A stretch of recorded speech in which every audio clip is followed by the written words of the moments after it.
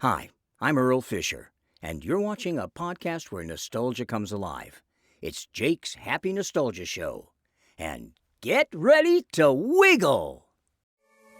Welcome to Jake's Happy Nostalgia Show, the podcast where nostalgia comes alive. Since July of 2021, Jake and his friends have interviewed professionals in the worlds of acting, directing, writing, puppeteering, and many more. Who will they be chatting with in this week's interview? Find out in this Jake's Happy Nostalgia Show episode. Hello everyone, welcome to this episode of Jake's Happy Nostalgia Show, where nostalgia comes alive. Happy here with us. Thank you for joining. As always, I'm your host, Jake Duffenball. With you today, as always, our co-hosts, Chris Bixby and Matt Bingle. How you guys doing? Doing good. Hey, good. Hello, everybody. How you doing? Jake, how you doing? I'm doing great, Matt. Thank you for asking. Awesome. Who do we have today? Today's guest we have for today, he's a stage actor and a voice actor. A lot of you may know his voiceover work notably from Lyrick Studios and his entertainment promos, and some of you may know him in the Barney franchise for performing Booker T. Bookworm. Since 1999, he's been the current voice of Pasqually in the Chuck E. Cheese franchise, and a lot more they will touch base on throughout his career. Later on, please welcome Mr. Earl Fisher. Welcome. Happy to have you here. How are you? Hello there. Wonderful. Happy to have you here. Yes, absolutely. So, to kick things off, we know who you are, but for those who haven't, could you tell our audience a bit about yourself and what you do? Well, I'm a voiceover actor. You had mentioned a few moments ago that I'm a stage actor, but it's been a long time. Yeah, I have a bachelor's and an MFA in theater, but it's been decades since I've been on stage. So I just do voiceover now, and I particularly like anything where I get to create characters. Although my voiceover work includes pretty much most things in the voiceover industry, including e-learning and corporate and narration, commercials, pretty much anything you can think of. I do a lot of games, and anything that, like I said, is character oriented. I just love, and games and animation are probably the two biggest areas where you get to enjoy that. Nice. Interesting. So, what was your childhood like, and how did you grow up? Well, my childhood, I was little, so that was mostly I was a kid, right? And kids are kids. I think I was. I grew up in Detroit, suburbs of Detroit, kind of in a very blue collar neighborhood. There were a lot of steel mills and factories and chemical plants and things like that in the area. Just right across the river from Canada. You could see Canada from my town. And I was just a pretty, I don't know. I was always, I was probably the youngest kid or close to the youngest kid in my class because my birthday is in September, and the cutoff there in Michigan at the time was just a couple days, like maybe a couple days after my birthday. So I was about a year behind a lot of kids in terms of, my age. So I had to find ways of trying to survive, with a lot of older kids that were supposed to be in my grade, right? And I always used humor as my technique for that. Some people liked it, some people didn't,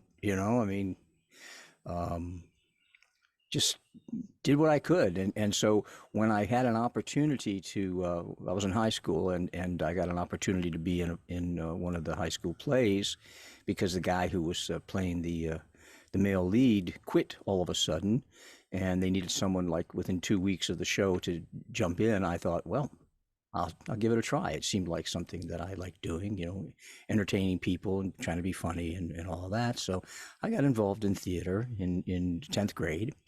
And it just, it was the first time in my life that I really had felt like, You're standing on stage and people are laughing and clapping for you and all this stuff. It's like, whoa, whoa, whoa, this is cool. I mean, I was getting attention in a super dose. Instead of just trying to be funny and have people, give me attention for that. I suddenly is like, I said, this is for me. So I got very heavily into theater at that time, and not only did all the school plays from that point forward, but also got involved in community theater and some other things as well, and just really jumped into it with all 4 feet. And then when I graduated from high school, and the only thing I could think of doing going to college was to study theater, so I got into theater and went to Michigan Nice. State.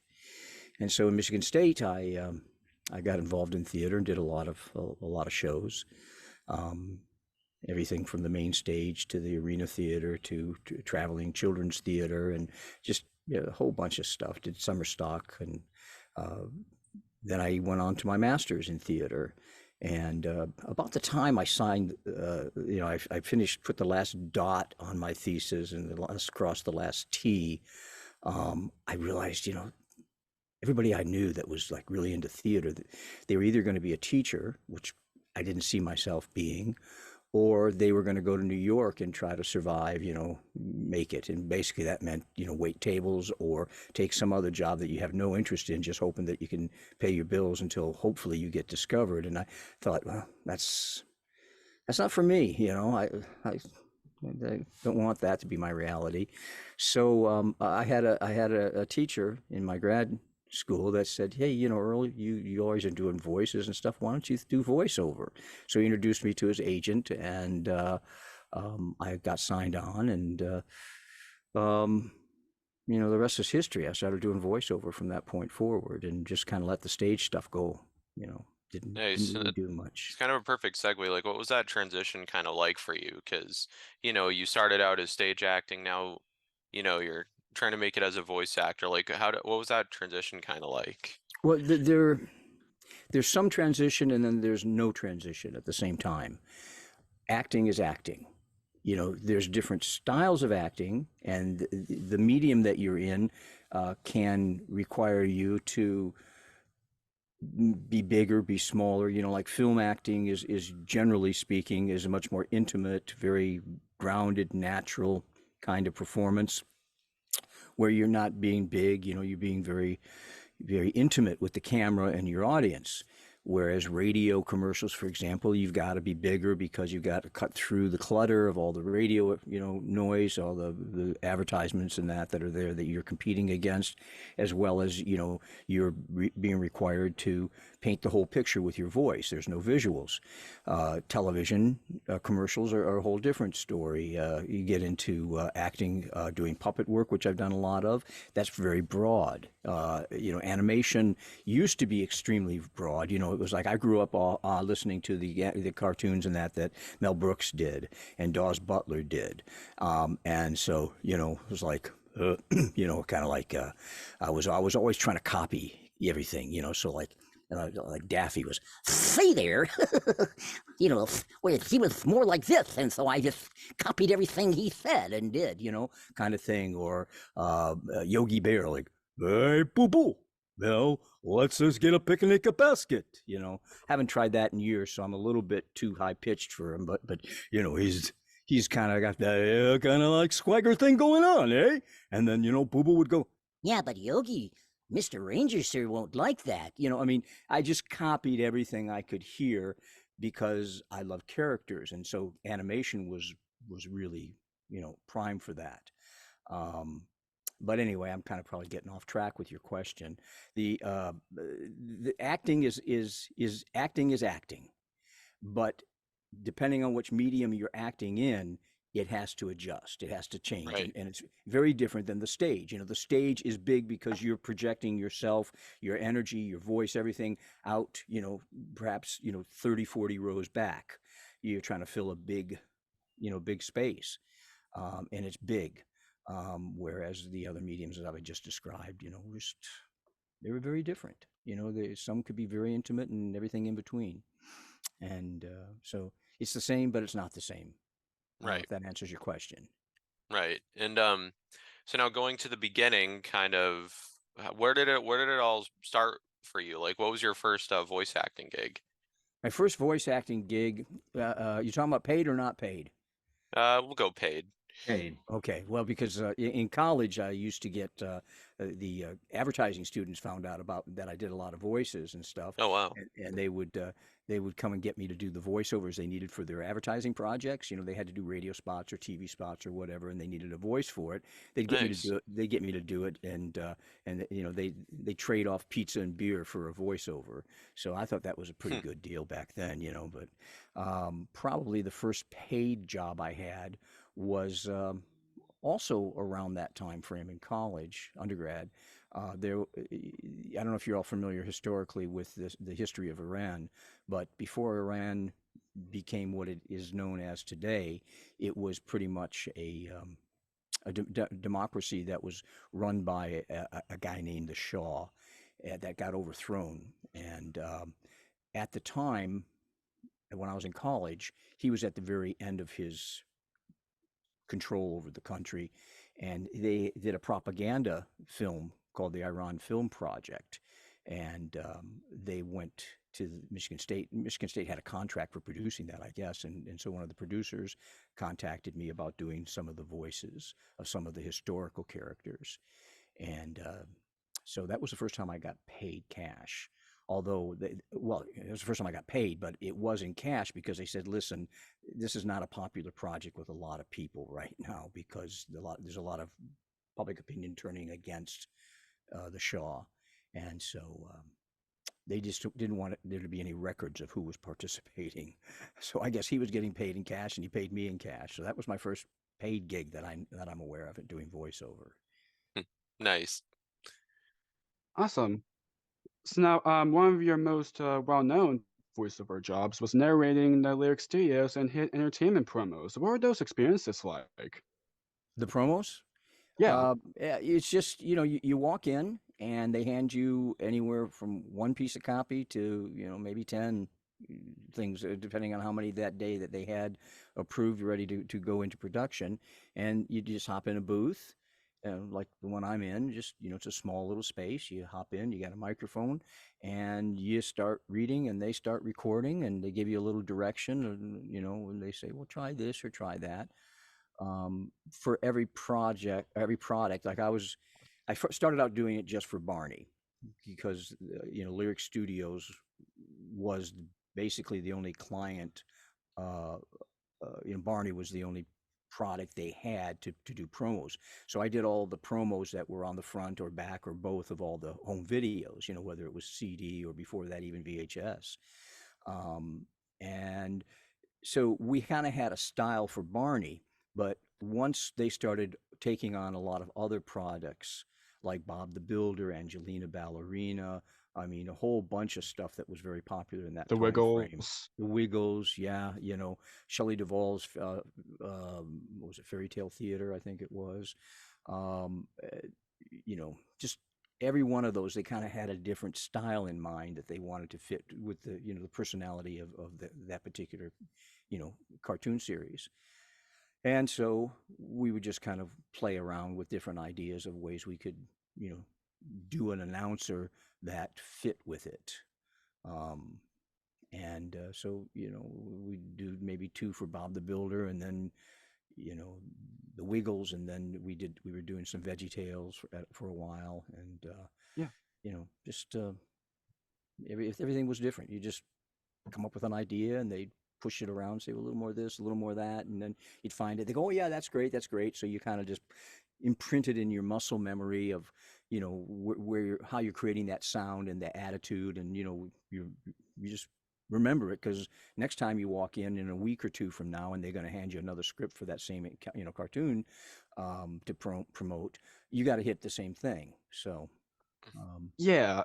Yeah, it was it was, yeah. I mean, go to the, with the Wiggle side of things. I remember because, what you said, like let's get this attitude going of like because there's times, the promos for the Wiggles where you're like, where you did like, get ready to wiggle, or do those type of, it's like you mhm. want to have that little bit of excitement you gotta have that to it. punch. Yeah. Yeah. Yeah. Well, and also Wiggles was created for a very young audience. Oh yeah. where Right. So it's kind of, Yeah. have that energy. kind of a Barney audience, but maybe, well, probably they overlapped a lot, but something, some of the other ones were just a little bit more mature. At that age, between a 2-year-old and a 4-year-old, there's a huge difference of what they can understand, what their ability to understand, abstract concepts or ideas, storylines. So you kind of had to find the level you were playing them at based on who the audience was. And the Wiggles was one example that we played very young. It's Right. all very bright and exciting, kind of thing, like you talk to little kids. Yeah. Um, you know. Yes. Yeah. Yeah, So there's lots of amazing promos that you've done. It's very nostalgic to us and the audience. So you did a great No job doing those. pun intended. Yes, yes. yes. Yeah, so you're also best known for performing Booker T. Bookworm in the Barney franchise. Can you Mm. kind of describe the audition process for that role? Well, they were probably 4 seasons into Barney with PBS by that point. And I guess they decided, as most shows do at some point, they got to bring in some new blood, some new characters to make, spice things up, add a little something different. And so they got into the idea that they were going to have some, in addition to the large costumed characters, which were kind of like live puppets. The Barney characters. Yeah. They were kind of like puppet like, but yet they're people inside there. But they were going to just have just small puppet sized characters now, additionally. And the first two they were casting for was Miss Etta and the squirrel. What was the squirrel's Scooter. name? Scooter. Scooter McNutty. Scooter Yeah, McNutty. Scooter McNutty. And I went on the audition for those, and I got called back, but I didn't get the part. I was really, bummed out. It's like, oh man, I just, especially I kind of had a liking for Scooter because he's kind of, got to, he's always, in trouble and goofing around and stuff like. And I thought this is my personality. I'll just go for it. And Miss Edna was, was really was a good character too. The matronly kind of woman, kind of thing, or whatever. I don't know. I don't have no idea what I did for it at the time, but it's probably in that direction. But I didn't get it, and the two people that did get those two parts, they did wonderful jobs. Oh yeah, Todd Duffy. Yeah, Todd, And very clever. what was that name? Who did Miss Etta? Bryce Armstrong. Bryce Armstrong. Yeah. Yes. Yeah. Yeah, Bryce he's Armstrong, left yeah. us now, but Yeah. They did an amazing he job was taking he, over. and he was kind of like a well, when I first got into voiceover, you gotta develop a demo tape, right? Because you got to show people what you can do. Of course. Mhm. Yeah. And because course. of the kind of stuff that I did back then and where I was coming from, I wanted to do a character tape, and literally it was tape back then. It was little 5-inch reels, okay, and so this one, I brought my tape, my demo into one of the producers that was here in Dallas, and he said, I want you to listen to something. He said, this, you got some good stuff on here, but I want you to listen to something. He pulled out Bryce Armstrong's tape and he played it for me, and like my jaw dropped because he just did so many great characters, and there just was really good production on it. And so from that moment forward, I kind of thought of Bryce as like the goal, of what I was going to try to be like. And so I have a lot of respect, and really, and Bryce was such a very kind, gentle man, and just a pleasure to be around. But anyway, so yes, he did Miss Etta, and what were we talking about? Like how you got the Oh yeah, how you got the role yeah, of Booker T. yeah, the audition, yeah. So, anyways, I didn't get that, and then maybe I don't know, 2 months, 3 months later, they called me in, and it wasn't like an audition. It was just me. They brought me in the studio, and they said, "Okay, we got this other character in mind. He's a bookworm. He lives in the library. His name is Booker T. Bookworm, and what? Give us some ideas of what you would do with it." And so I asked more questions about the character, and whatever that would help me define it. And they showed me pictures of it, which I always like to go off of visuals if I possibly can, because if I see the picture and you kind of think, well, what kind of characteristics and quality, sound quality would come out of that thing, Yeah. And so we just started playing around. Just they said, well, make him a little more of this, make him a little more of that. I mean, and I was very used to that because, like I said, when we were doing promos, and I'm trying to think. I think some of the I don't remember exactly whether I was doing promos before for Lyrick before or after I did Booker T, but there's a lot of jobs that you do where they just I call it pushing you around. They nudge you here, they nudge you there, try to come up with something. So I was very used to that, and it was like getting in the sandbox and playing. It was playtime, right? And so eventually we landed on something. They go, oh yeah, we really like that. Can you do that? All the time. It was like, Hey, yeah. Give him a little laugh and how you doing, everybody? He had a little bit of New York kind of quality to his voice, and um he was bright and cheerful for little kids, and but he was a bit of a character, and they kind of liked that. And next day or two later, my agent called and said, "Hey, they want to book you for that part." So it wasn't like I really auditioned for it. It's kind. I think what happened, and this goes true today with when people audition for things in all kinds of different genres. You may do an audition that you didn't get the part for whatever it is, a commercial. Doesn't matter what we're talking about. You don't have any idea how close you came to getting the job. And even though you didn't get the job, the producers, they remember you. They go, yeah, that guy, or whatever, that girl, whatever. They remember you. And so something else comes up later, and, they want to hear from you on that too. So I think that's what happened is they just liked what I was doing, although it didn't win in the other two characters. They recognized that, I might have something that would be a way to go with Booker T, and so they wanted to hear. And then when they found out they liked what I was suggesting, then it was just kind of like, I think, pretty much just a done deal. I don't know. They may, for all I know, they may have brought 3 or 4 other guys in to do the exact same thing, and I don't know. I only know what I went through. Right. But it seemed like when I left the studio, like they were going, yeah, we really like that, and that was, so it wasn't a surprise when I got booked on it. Nice. Very nice. So, in addition to voicing the character, you also got to do the puppetry for Oh Booker T. yeah, Bookworm. yeah. How much training did you have to go through? Because you did stage and theater, but this was a whole new ballgame for you, I'm sure. Yep. You're right on the money there. Well, I keep some puppets kind of around with me because like I said, I love characters and stuff. And believe me, I don't have these in here just because I was going to do this interview. I mean, they're here all the time. In fact, Yeah. um, anyway, this is just a simple little puppet that I think I had for my daughter when she was little, so I could talk to her and Oh, make nice. fun. Oh, that's And the nice. thing is I thought ha ha ha, I got a daughter, a captive audience. I'm just gonna plop her down on the sofa and perform for her 24/7. She wanted nothing to do with it. It's like, Daddy, stop making funny voices. It's like, just be a regular dad. She wanted me to be like everybody else's dad, I guess. I don't know. But anyway, so the thing I brought this out to show you is, I mean, so you turn it this way. A lot of people, when they do a puppet, they go like this. I'm gonna get so it's in the screen here.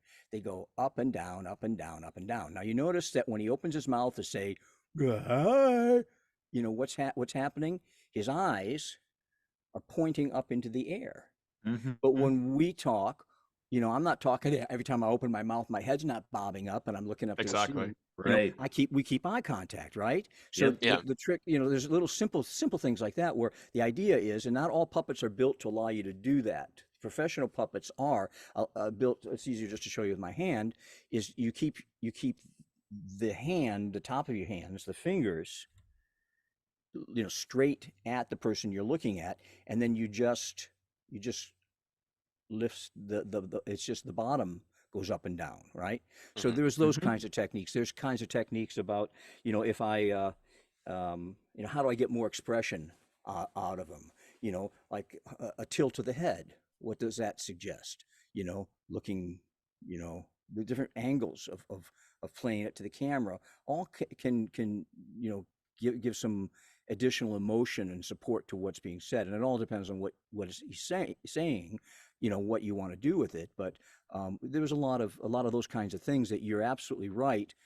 Someone who just picks up a puppet and starts doing that, they don't think of those things. So how they prepared us, being non-puppeteers, was they brought in one of the puppet trainers from Children's Television Network in Sesame Street.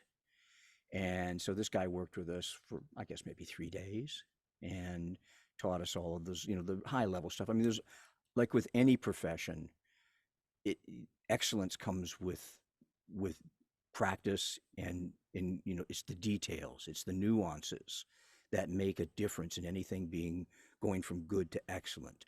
He got us probably to the stage of good. We had the basic things that were the most important things. And then, it's all those nuances that you just pick up by doing it, for a long time. People who would that have been, by the way, would that have been a Jim Krupa, the guy from the Children's Television Workshop that trained you? Because I know his studio like designed and built those puppets. Which puppets? Like like Booker T and T? Scooter and Miss Hedda. You know what? That I don't remember the guy's name. I could not answer with any certainty, but that does make sense, that it's possible that they went to someone to build the puppets and said, "Can you also train our guys to do that?" So very likely it could be. But right. All I know is that they said, "This is a guy from Children's Television Network, that's going to train you." So it was like, yeah, oh, that's cool. Yeah. Yeah. Yeah, absolutely. Yeah, so that's how, because originally all the voices for Barney and for Baby Bop and all those, I mean, the people in the costumes are not making those voices, so they were all set. Their whole way of production was to have someone performing on camera while someone was in a booth doing the voices, and they just learned to coordinate together. But for whatever reason, they decided that when it came to the hand puppets, they just wanted to have the same person doing it to bring those nuances in place. But like, for example, all the puppet work that I do for Chuck E. Cheese, I'm not operating a single one of those puppets, and the puppeteers they have are excellent, and they're good at listening to the track and bringing it to life visually based on what I'm doing with the track, or any of the voice talent is doing in their reads, and then they interpret it into the puppet work.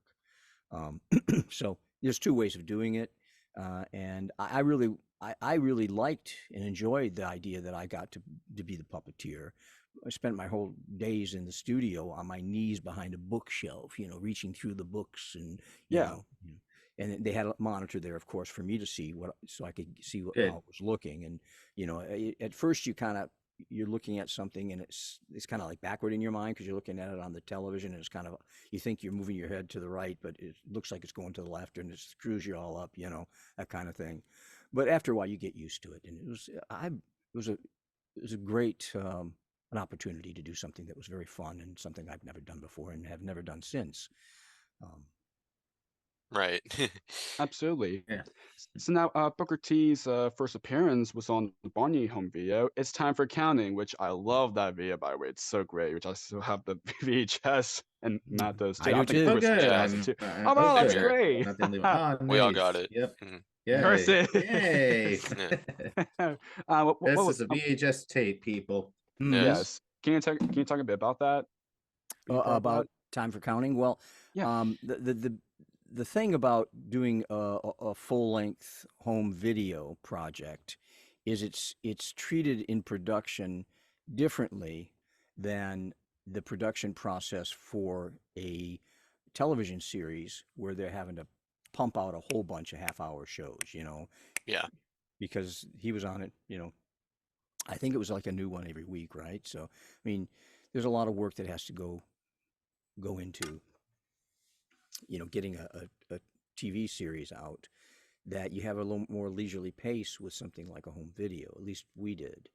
And so there was more time, and also, given it was the first time that we saw Booker T, they wanted to make sure that we set some really good standards for how he behaved and what he did. And, so it was kind of a little more leisurely thing, and a lot more direction in terms of what they wanted the character to do. so we could kind of establish that for the long run, you know.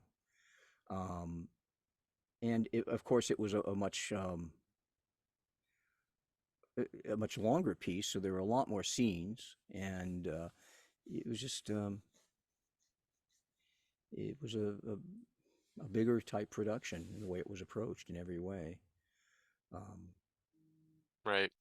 Yeah, that's a fun video, and now Yeah. actually that's a perfect segue to the series. What was it like now getting to do the episodes? Because the home video came first, and now Booker T is kind of like a recurring part of the mhm. series. What was that like? Well, as I kind of was mentioning, the television show was a much faster pace. I mean, they had a lot of ground to cover in a very short amount of time, and just they expected by that point that we had our characters, we knew exactly what we could and couldn't do. You know, you just get in, get behind the bookcase, stick your arm in there, let's roll, you know, and you just, you know, maybe you would end up doing 2 or 3 takes on something and move next position. You know, they'd move cameras and everything would get changed to, you know, just boom, boom, boom, boom, and then it was, you know, the next shot, the next shot, the next shot, the next shot, just keep moving very quickly.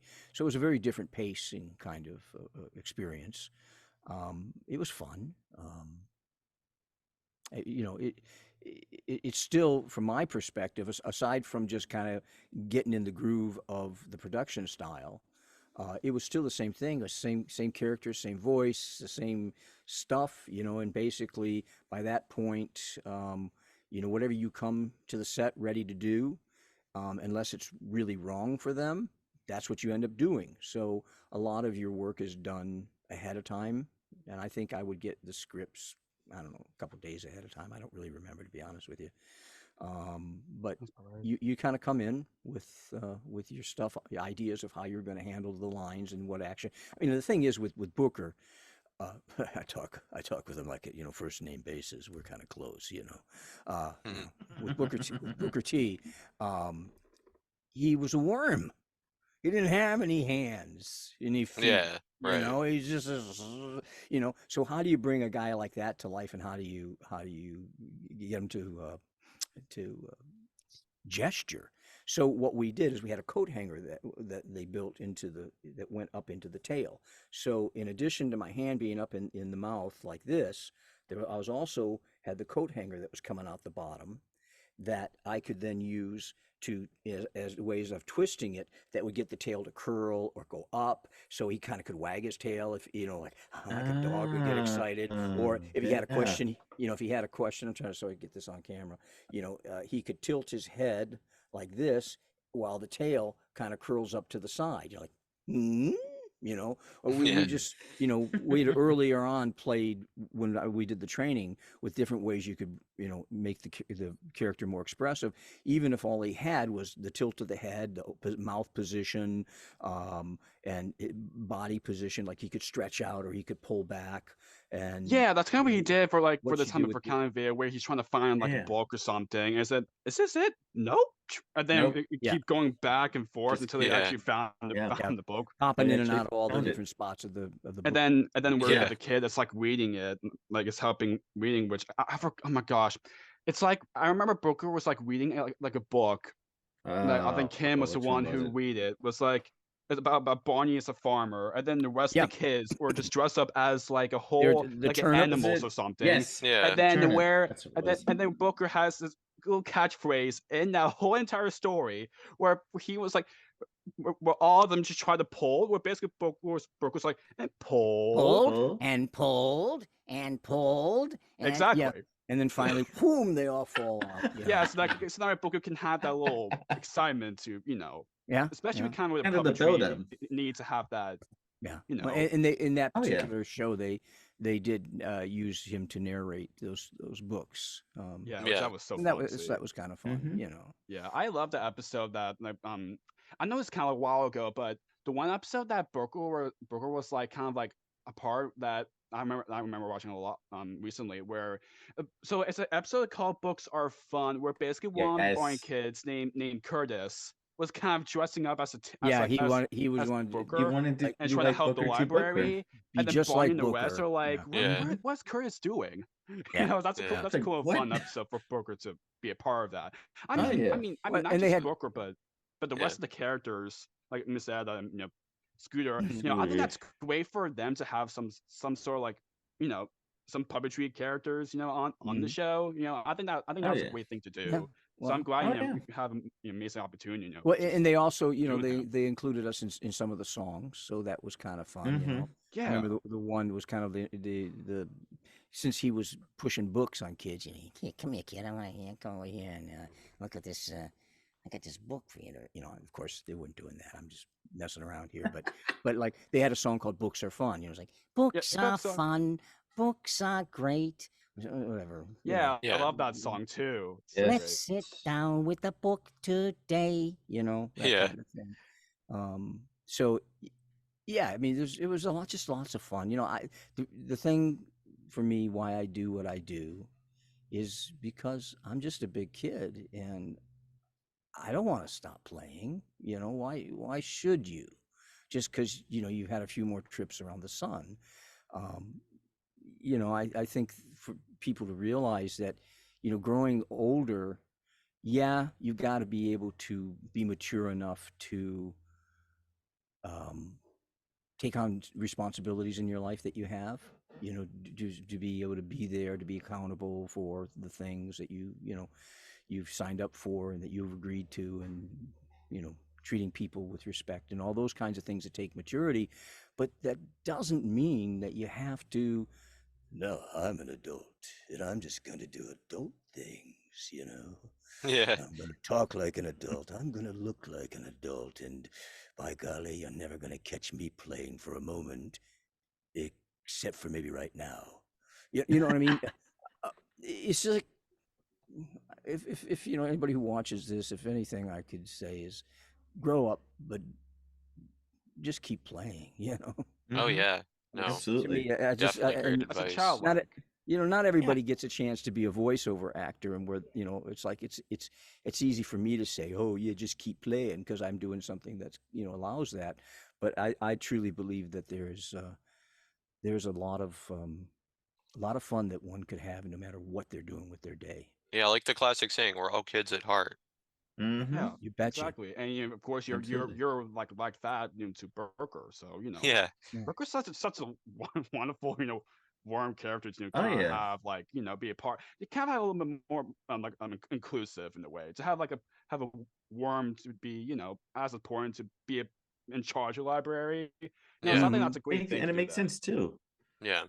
Yeah. Right. Well, the thing you have to realize is that when you talk about inclusive is all the characters when you're dealing with stuff for young kids, they have to be inviting. They have to be something the person can connect. And even if it's a villain, a real villain, like when you start watching some heavy stuff like that Batman series, a lot of the Marvel comics and stuff that, get some pretty dark characters. Not, you can't be that kind of a villain in children's stuff. You can't really, there has to be something likable, even if just a little Something bit. positive in Yeah, any something way. in there. So you when I was a kid, you had villains like on Dudley Do Right was Snidely Whiplash. I'm a villain, kind of thing. And he twirl his mustache, but it's like how can you really be afraid of a guy who's doing that, right? But yet Mhm. he's a villain. So yeah, when you're doing children's stuff, you have to be relatable, and you can't really scare them away. And even a bad guy has to be has something redeeming about them, or at least you see something that the child believes that maybe Dora the Explorer will convert. Oh What's yeah. the one that's always trying to steal stuff? Swiper, yeah. She's going to convert him. Because he's not totally bad. You got to have that possibility in there. that Yeah. Good can always prevail. Absolutely. Yeah. Absolutely. So moving on from Barney and Booker T. Bookworm, how did Barney transition into inheriting the role of Pasqually in the Chuck E. Cheese franchise? Well, There's not necessarily a direct connection between one job and the next, but number one, when you do one job, you gain experience. After having done Barney, I probably had certain qualities that I didn't have before. Maybe it was confidence in certain ways.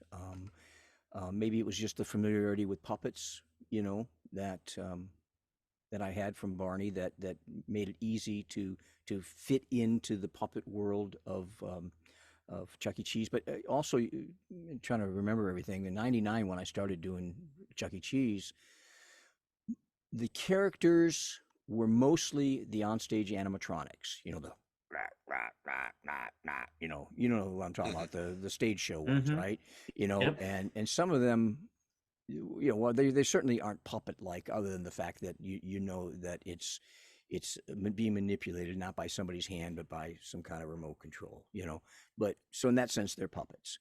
But and when they started adding in some video, sometimes they would have a puppet version of the character, but it wasn't the main. Now the the the Sesame Street type Muppet um, puppets that they use on Chuck E. Cheese, that's the primary delivery of the character. Some of the stores, I believe, still have the old stage where there's some animatronics, but I believe that that's all getting phased out pretty quickly, and or has been. Oh Pretty yes. soon Oh it's yeah. not going to be around at all.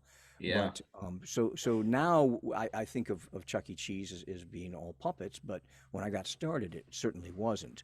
So there wasn't necessarily that strong of a puppet to puppet show kind of connection that they thought, oh, you did Barney, so you fit it right in here because we use puppets too. There wasn't No. that kind of a thing happening. But there's also something about just a performer. The more you work, the more confidence you gain, the more experience you gain. It just, there's the intangibles that you can't put your finger on, but I'm sure they have an effect. But I actually got into doing voices for Chuck E. Cheese because I was doing some freelance writing for them prior to Oh, that. cool.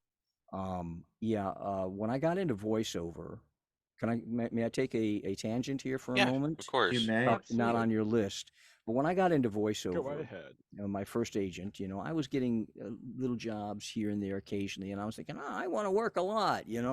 And so I thought, well, if they're not hiring me, I'm just going to get my own clients and hire myself. So I had a buddy of mine that we go back, like we was hanging out since 10th grade together, and he was in the advertising business. He had gotten a degree in advertising and worked at a local ad agency. I said, let's start a little production company where we can do radio commercials. We can do comedy radio. And he was all up for that. So we started going after clients here in the Dallas area. We got quite a lot of business. Maybe it's because we were so cheap. I don't know. I mean, what we charged was so cheap. But we did a lot of radio commercials that we wrote, produced, and at the beginning I did most all the voice work in because that was the plan, get my own clients and hire myself. But after a while I realized that I could actually be a better radio producer if I didn't try to do everything myself, and so I started hiring other talent, and after a while I was only hiring myself once in a while. But nonetheless, that led on to then doing radio, from radio commercials to TV commercials to corporate communications to children's communications of different sorts. Whatever production opportunities there were in the Dallas area, I went after that, and I developed quite a resume as a writer as well. And so I ended up writing some scripts for Chuck E. Cheese. And so the producer at that time knew of me. He also knew that I did voiceovers, and so he called me in one time and he said, "Hey, we got this Italian guy, this chef named Pasqually. We need a voice for. Can you do something for him?" And so we started playing around, and after I don't know, we probably spent maybe 10, 15 minutes, and I landed on the how am I gonna talk like this? He goes, that's it. He says, so I was hired. That's how I got in there. But I don't know if I ever would have if I hadn't been in connection with them because of the writing. Now, one thing leads to another, and I suppose as you look back on your life, you can see the line that connects the dots from here to there. And some of it's really obvious and some of it's not so obvious, but I'm sure there was some connection there between all the previous things that I had done. Even, you think back to, when I got started in theater in high school, and that somehow led to it all as well. So Very nice. not a direct transition because of having done voices for Barney, that I got hired to do voices for Chuck E. Cheese, but definitely a connection. Right. Yeah, absolutely. Mhm. So I'm kind of curious. Do you have any favorite Chuck E. Cheese songs you got to sing? Yeah, well, if you're not aware of it, when I started in '99, I was singing my own stuff, and then somewhere, I don't know, 2000, mid 2010s, or well, Okay. 2007, 2008, 2009, 2010, somewhere in that time period. There was about a 2 or 3 year period that the producer decided he wanted to take the show to be relying really heavily on great music, great song performance. Well, I've never been a singer in the sense of being, I can't read music. They can't just plop something down in front of me and say go. Um, but you play it for me and you give me a scratch track, especially, I can follow it and I go, okay, I got it. Um, and so he decided that he was going to sing my parts. I believe it was the producer that sang my parts because he was a really, really good singer. But it didn't sound like Pasqually. It's like, this is Pasqually, and then when I'm singing, I'm something different. It just they didn't fit together. But that wasn't as important to him as some things that they were more difficult pieces to sing, and that he was able to really perform them very well. And so for a while, like I said, it was maybe 2 or 3 years, I didn't sing anything. But then after he left, and the current producer came on, who I just love working with, and he's just so he really gets the whole Muppet thing. He grew up loving the Muppets and Henson and all that, and so it's no wonder that that's what he emulates now in his work, and he does it so very well. I'm not, everything from the scripts to the puppet work to the voices and the Oh, style, the that's energy, lovely. everything. I really, That's wonderful. I feel so blessed to get to be working with them. Um, um, but they're just I think I'm losing my train of thought with you here. Um, We're talking about like favorite Chuck E. Cheese songs that oh yeah, you we were got to talking sing. about songs. Yeah, so I sang a lot of stuff, but of all the songs that I've sung, I mean, dozens and dozens and dozens of them over the years. I really don't remember which ones were which. I do have one that I do remember, but I'm not sure if it's because of it's my favorite. But I simply got a copy of it, and I was using it as a demo piece for a while. I think it might still be on my website somewhere, but it was like this called the '70s. It was a disco piece where that whole premise of it was to have Pasquale sing a song about the 1970s. And they say, okay, so we're gonna do a song about the '70s. He says, okay, okay, okay. And so the music starts up, and he starts singing about, like, what the weather's like when it's in the '70s. No, no, no, that's not, Chucky's. No, that's not what I'm talking about. I want, and then it's like the number 70 compared to the other numbers. I mean, and then one of it was like, and Chucky finally says, "Look, I'm talking about the time period, the '70s." He's, oh, okay, I got you, And so he starts singing about the '70s time period, but it's the '70s like Rome '70s, not 1970. We're talking about 070s. The Oh, that's Colosseum funny. was built, and all that kind of Mount Vesuvius erupts in Mhm. 79 AD. Mhm. And it's like Chucky's like, and all the other characters are going, whatever, we're having fun. So,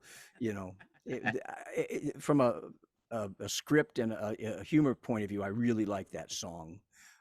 Because Pasquale is always getting everything wrong. He's just kind of dense, and so it was good. Now, in terms of music wise, is it one of my favorite songs? No, you know. Mhm. But the whole thing as a package, I really like. Nice. Oh, yeah. Nice. And you also got to voice several recurring characters in the franchise, including Yeah. one of my personal faves, Ronnie the Unicorn. What was Oh yeah, voicing him like? Ronaldo Sagittarian. Yeah. Yeah. Yes. Well, I mean, it's like how that kind of thing typically happens is I come in for a session, I get booked to do Pasqually. I come in to do a Pasqually session, and he says, "I got some other characters I want you to do." Okay, and he threw Ronaldo at me, and kind of told me a little bit about, he's a magical unicorn, and he's kind of really in love with himself, and gave me some characteristics for it, and as usual, then you just throw something out, and he goes, "Well, not that, but quite, maybe this part, but not that." And again, getting pushed around for whatever the director or the producer has in mind of the vision for it. Although they don't really know, it's not like they can say he sounds just like this, but they kind of have a direction, a general idea of where they want to aim, and then you kind of play in that space until you nail something down. And then Ronnie came out. He was more like this, in love with himself, Mhm. So and yeah, I got to tell you, when you do characters, at least when I do characters, and I'm guessing it's going to be like this for every voice actor out there, whatever you come up with is got to be some kind of alter ego of yourself. It's something, it's some quality of yourself that's just been dying to get out, just wants to get out and play. And it's like, oh, this is a perfect place for that one. So I love Ronaldo. Um, I just, whenever we have a script that's got Ronaldo in it, it's just like, oh boy, I like that one. And then there's another one that we started. He's only been on twice, um, and I'm hoping that they'll use him a lot more. But he's Dr. Destructenheimer, and I think he came out during COVID because it was a birthday thing, it was all done like right here, like, a Zoom kind of meeting with all the boxes, and they're in the middle of singing happy birthday, and all of a sudden Destructenheimer pops into a box and interrupts the whole thing, and he's going to eliminate birthdays forever because he hates birthdays. But of course, he's got all the redeeming qualities that one has. He's acting like a bad guy, but you know I'm Dr. Destructenheimer. But Jasper keeps saying, like, he says, "I'm in my laboratory." And Jasper says, "I don't know, looks like a laundry room to me." And he says, "Well, it could be two things, so he's not a very good villain, but he really tries to be. And I really enjoy doing that one too. So That's cool. Pasquale has been the throughput for, I've been doing that for 25 years now. Yeah. You know? Nice. And so, I mean, he's the main guy for me, but I do love having the opportunity. We also did we did a spoof on Justin Bieber, and the His name, character I was remember Justin that. Bieber. He was this beaver guy, Oh my gosh. and which I can't even remember exactly what I did, but it's been several years since that one. He kind of That's came, funny. was in a few different episodes, different shows, and then kind of went away. Mhm. And Hmm. I don't know. Absolutely. Right. Yeah, you've done such an amazing job, taking over Pasquale, and keep it going for new generation. Oh It's yeah. great for what you're doing for that.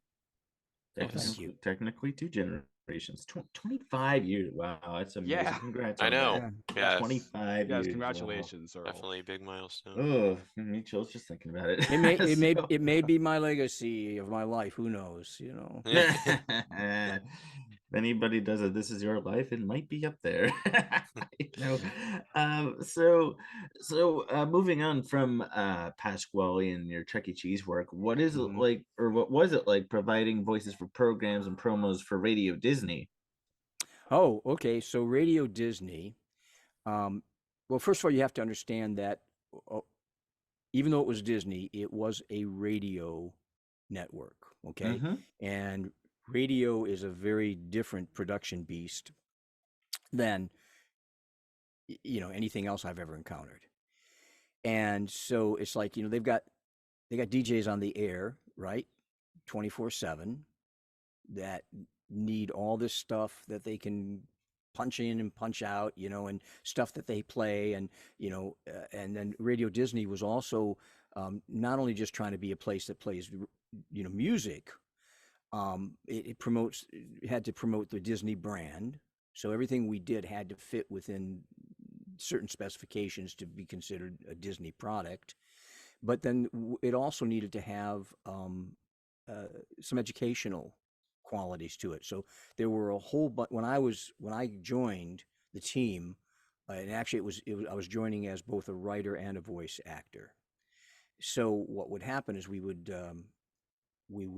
get together doing group, like you see like on TV shows about comedy, and there's a team of writers that write the comedy shows and stuff like that. It was very much like that. There'd be 4 or 5 of us in a room kicking around ideas because they had already established a whole bunch of little shows. Like there was one called Bud and Iggy, where they keep finding themselves in different places around the world, and they don't realize, and there's little clues that they're given as they describe where they're at. So at the end of it, one of the characters goes, "Where are we?" And the kids are supposed to call in and say, "I think you're in Paris," or you're in the Badlands or wherever it is.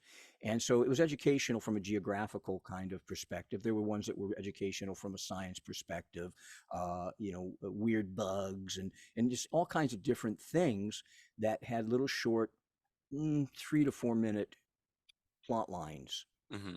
And they were episodic very often. Sometimes they were totally standalone. And so not only do we have to write those episodes, we also had to write promos to promote those episodes. And Hmm. then we would then hop in the booth and we would get the characters assigned to us, and we would then do the various characters for the show as well as the promos. And there were probably 6 or 8 different shows that we were producing for every week. So it was very fast paced, and because of my writing background that I had mentioned before, again, connecting the dots, because I did other things besides voice, and I'd also that business of mine where I was writing and then producing commercials, that I started producing other things. I also had a production background, although I did no production at Disney at all. But I was someone that I could come in and I understood production and creative development and voicing, which that had to be there. So it was I had the 3 big things that they needed. So they put me on the team, and I would come in. It was like I was freelancing for them, and I would come in like maybe for, I don't know, 10 hours a week or something like that. And we would just get in there and write them, and then voice them. And so it was a fast paced, fun thing. But I probably did, I don't know, in the time that I was there for, I guess I was there for about 2 to 3 years. I probably did 150 to 200 voices, maybe. Wow. Hmm. Wow, that's crazy. Well, I mean, and the thing is a lot of voices, voice actors, they start with a certain, we call it our toolkit, where we have, a few voices that we know very well, characters, and then when you have a new job, a new voice you have to come up with, you have those as a starting point, and you say, well, it's closest to this one here, and then you start modifying it from there, right?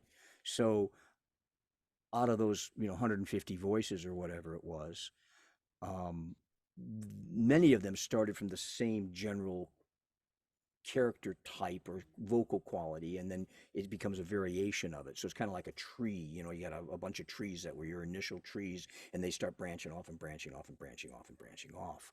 So yes, they were all distinctive characters, but you could probably grab a bunch of them and say these are all kind of in the same general direction. Right. Vocal. They either had like a high edge on them like that, Or they were, kind of up in here, or they were down in the basement. I mean, placement wise, and they were either goofy, happy characters, or they were mean characters, or I mean, you have just general categories that all of these voices fit into, and so I guess what I'm saying is 150, 200 voices, although it might sound impressive, they're not all 100% distinct from each other, I guess is what I'm trying to Right. say. Yeah. Make sense? Yeah. Yep. Yeah, absolutely. So you voiced the character Brussel in the Sprout series Sprout Diner. Yeah, What yeah. was that like? Well, that was just something I auditioned for through my agent here in Dallas, and I got booked. It was being produced out of San Francisco, so I did remote sessions with them. I got to sing as well as voice. Yes, Yeah. absolutely. And Yes. it was just it was a short-lived. They were trying to add more, you know, value to this. This was a PBS show, right? It was a Yeah. PBS Yeah. produced show, Sprout, the Mhm. Sprout Network was a subset of PBS, and so this one was geared toward trying to get kids to eat healthy, and they figured if they approached the preschool age group and made it fun. And at the every little storyline, you had some other character calling into the diner to order some takeout, right? Yeah, the how like every Yeah. show kind of have one, just one. Yeah, like Barney would call one time, Mhm. Angelina another time, everyone though that you could think of. Um, Right. they would call in all the children's shows and order something, and they'd say, "Well, I need something that gives me energy, and I need da da da da da." And so Sprout would come up with, "I got an idea," and he would, throw a bunch of stuff together and come up with, "Da-da! Here's the thing," and he would give it a name. Like for Angelina Ballerina, he used some peppers and something else to make it look like a little ballet slipper that was stuffed with something healthy. And so Something the like that. Yeah. idea was that the kids would go, "I want that for lunch." And so they would go to their mom, and then there would also be at the end of every show the website so the mom could go there and get the recipe, offline. And I don't think it went over really well because it didn't continue for too long.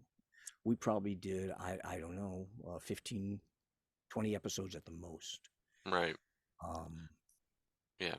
but yeah, I enjoyed that. He was a very kindly, energized, grandfatherly kind of guy. He was Sprout. Yeah, he was Brussels Sprout, and then there was Bean Sprout, his daughter, Yes. Yes. and his The, granddaughter was Alfalfa uh, Sprout.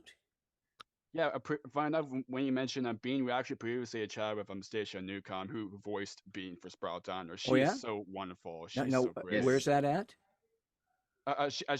Stacia Newcomb, she was the one who actually voiced Bean in the Oh, Sprout okay. Diner. Yeah, and then she of course went on to puppeteer Star on the Goodnight Show, which was another block on Sprout. Oh, okay. Yeah, Yeah, Yeah. she's so great.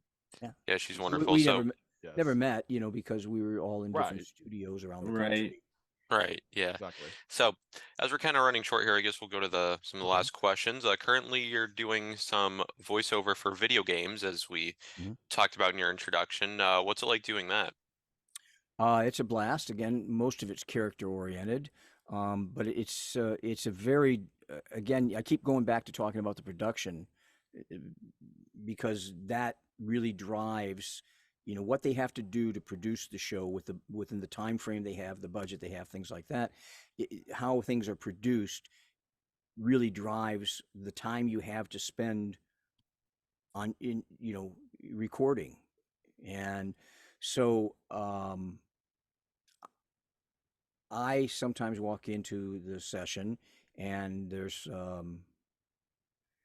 60 or 80 lines, and it's on a spreadsheet. You just go right on down there. Now that's not very much, maybe 60, 80 lines, and then there might be 20 or 30 efforts or barks, and what those are is like the efforts are like you got hit, or you hit somebody, or a death or whatever. Those are efforts, and usually there's small, medium, and large of those, and so every one of those that they have, you're being boiled by oil, you're falling off a cliff, what how would you sound if that was happening, and you have different, you do a bunch of those. So even though there might be 20 efforts, you're ending up doing maybe 80 or 100 of those because you have variations on each of those. And then barks are like just a short, quick little line like, "To your left," you know they're words. So you have all of those that you have to do to have reactions, and that the characters, as they get hit, or they attack someone, or they're giving a command, or they're telling the player some information that aren't really developed lines with characters. So you have all of that in addition to the lines that they actually speak. And the thing is you have a 4 hour session, and they want to get through hundreds of lines in 4 hours. Um, and I've had one session that I had like 6,500 lines. Wow. Now we don't get through that in Yeah, right, yeah. 4 hours. Right, But I right. mean, there's just is an incredible amount of material that has to be done in as short amount of time as possible, and so it just changes the whole approach to how you do it. It's just like just get in there, you just do it, and where you go, oh, I think I can make that one. No, no, we don't have time for that. Next, next, and a good director would say, okay, now all of this next set of 15, you're gonna, even though they're different words, you're gonna say them the same way. Like I got it, you got it, somebody's got it. I mean, whatever. It's the same. They want the same delivery, and they have to be short because when you're playing the game, games are moving fast, and they just want the sound to come out just for a moment. They don't want it stretched out. And there's all kinds of technical things that are technical to how the show is produced or how gaming is done, and what the expectations are in the gameplay. That you just have to do it that way, even though it doesn't. It may not be what you want to do. And so I guess what I'm saying is games require you to compromise a lot of your performance sometimes to give them what they need that's going to work technically. I've done characters for like World of Warcraft and Diablo and Borderlands and Tiny Tina's Wonderland and uh, I've got a really great one that's coming out soon, and you can play. I don't know if you guys play, but on Steam you can Oh get yeah. get a beta download. It's called Europa, and it's a beautiful piece. And I'm the only voice in the whole show, and it's like the moon Europa. It's a moon of Jupiter, I think. And they terraformed it, or they made it for human things, and this is the story that you discover as you go through the planet, what happened to the humans that were there, turning it into a new Earth, and the character that's discovering keeps finding pieces of a diary that I wrote. And so you hear my voice voicing the diary. So you put all those little pieces together, and it gives you clues, and it helps you understand what the bigger storyline is. And it's a beautiful, beautiful piece. There's no violence in it, and Hmm. the music is beautiful, and it's all watercolor type technique. The visuals, it's very, very pretty and artistic. So you might Nice. want to check Europa out. Nice. Yeah, Oh yeah, yeah, Looking forward to that. sure. So, Look forward to it. absolutely. to wrap this up, the last question that Matt's going to ask here is the question we ask all of our guests at the end. Go ahead, Matt.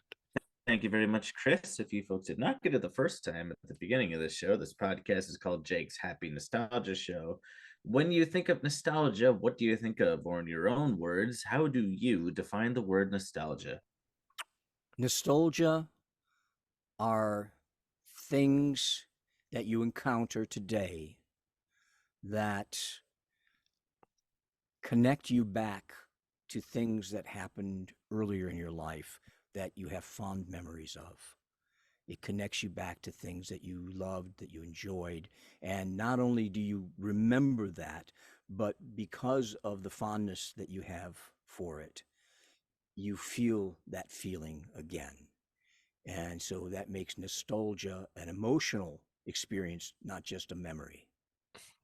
Nice. Great words to end on. Absolutely. Thank you so much for taking the time to do this. This was a blast.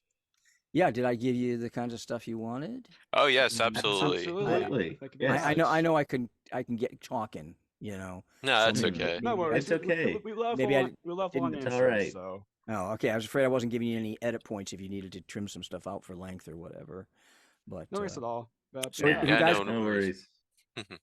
Wonderful. Thank you Wonderful. very much, and thank you Of very course. much, Earl, for taking time to do this. Thank you so much, for what you've done over years, the way you've done, be a part of our worlds, not just with the squad and everything, but of course, your involvement a little bit in your broker with Barney and the West that you've done over years, and we meet a lot of you and take time to do this, and keep up a great keep up a great work of what you're doing now, and cannot wait what's next in store. well, thank you guys for inviting me. I appreciate it very much, and I hope you are very successful with your podcast. Thank you. Thank you. It means Thank a you lot. very much. Thanks again. Absolutely. Keep in touch, Earl. I'll let you know when this goes up. Yeah, please do. I look forward to seeing it, hearing it. Yes. Awesome. Okay. Yes. Enjoy the Bye-bye. rest of your day, Earl. Bye-bye. You too. Bye-bye. Bye-bye. Take care, Earl. Bye. Bye. And it's goodbye from us as well. We absolutely enjoyed our time speaking with Earl Fisher. Links to his website and his social media will be in the description down below to connect with him or check out his voiceover work and more. Yep. Yes, but keep on the lookout for more wonderful interviews coming your way. It's goodbye from us as well. And Jake, take us home. What do we say? Keep nostalgia alive. Take care, everyone. See you next time. Take care. See ya. Bye. Bye. Bye. Thank you for tuning in to another wonderful Jake's Happy Nostalgia Show interview. Be sure to follow Jake and the crew on social media and stream the show wherever you find your favorite podcasts. And as always, remember to keep nostalgia alive. Bye-bye.